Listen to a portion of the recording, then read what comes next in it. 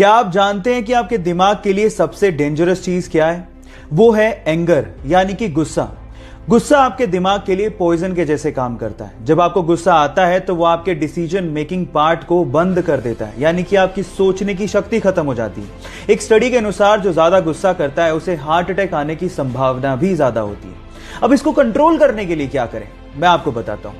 उसके लिए आप 1 to 10 काउंटिंग रूल को फॉलो कर सकते हैं। जब आपको गुस्सा आए तो आप मन में 1 से लेकर 10 तक की गिनती काउंट करें। आप देखिएगा कि 10 तक गिनते गिनते आपका एंगर यानी कि गुस्सा कम हो जाएगा और उसके बाद आप दिमाग से काम ले पाओगे। इसके बारे में आपका क्या ख्याल है, चैट सेक्शन में लिखना मत भूलिएगा। गाइज, मान लीजिए कि आप किसी फॉरेस्ट या फिर किसी ऐसी जगह पे फंस गए जहां पर बहता हुआ पानी तो है लेकिन वो बहुत गंदा है, जिसे आप पी नहीं सकते, और आपको बहुत प्यास लगी है, तो आप क्या करोगे? तो चलिए मैं आप लोगों को आज एक लाइफ सेविंग टूल के बारे में बताता हूं। एक कंपनी है जिसका नाम है लाइफ स्ट्रो। ये ऐसी स्ट्रो बनाती है जिसको आप जैसे ही गंदे पानी में डालेंगे और पानी को सक करेंगे तो वो पानी को पूरी तरह से प्यूरिफाई कर देगा। कंपनी का तो ये भी दावा है कि वो पूरी तरह से जर्म्स और बैक्टीरिया को किल कर देता है। इनफैक्ट गाइस, अगर आप वाकई में बेयर ग्रिल्स के जैसे फॉरेस्ट को एक्सप्लोर करना चाहते हो या फिर इस तरह के काम के शौकीन हो तो ये टूल आपको बहुत काम दे सकता है। ये जानकारी आपको कैसे लगी, चैट सेक्शन में लिखना मत भूलिएगा। इस कोरोना काल में आप लोगों ने हाइड्रोक्सी क्लोरोक्वीन नामक मेडिसिन का नाम बार बार सुना होगा। इनफैक्ट ये मेडिसिन इंडिया में बहुत बड़े स्केल में मैन्युफैक्चर की जाती है और इंडिया इसे दूसरे देशों में एक्सपोर्ट भी करता है। पर सवाल ये है कि ये मेडिसिन कब और किसने बनाई? डोंट वरी, मैं आपको बताता हूं।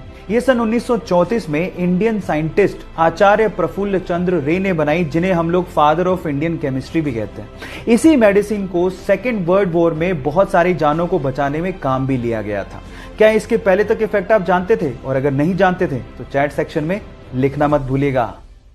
हमारी अर्थ पे बढ़ते हुए पॉपुलेशन की वजह से कभी कभी ये दिल में ख्याल आता होगा कि काश हमारी धरती थोड़ी सी बड़ी होती। लेकिन अगर ऐसा होता तो इंसान को एक नुकसान भी होता, और वो ये कि इंसान कभी भी स्पेस में नहीं जा पाता। एटलीस्ट 2020 तक तो नहीं जा पाता।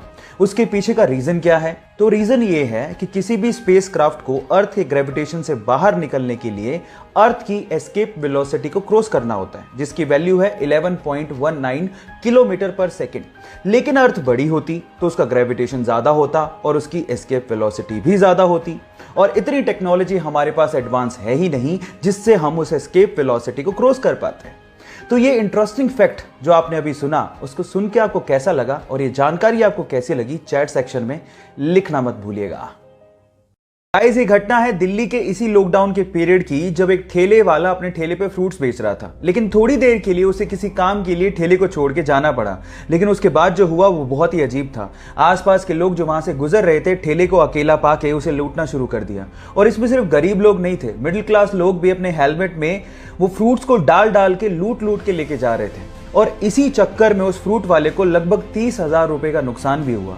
लेकिन किसी बंदे ने इस लूटने की घटना को कैमरे में कैद कर लिया और उसे इंटरनेट पे डाल दिया। लेकिन जैसे ही इंटरनेट पे डाला गया, लोगों को बहुत दुख हुआ और लोगों ने ये ठानी कि इस ठेले वाले की हेल्प की जाए। और उसके बाद ऑनलाइन कंट्रीब्यूशन किया गया और लगभग 8 लाख रुपए, जी हाँ आप ठीक सुन रहे हैं, लगभग 8 लाख रुपए का ऑनलाइन कंट्रीब्यूशन करके उस ठेले वाले को दिया गया।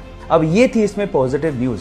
आपको ये घटना सुन के कैसा लगा, चैट सेक्शन में लिखना मत भूलिएगा।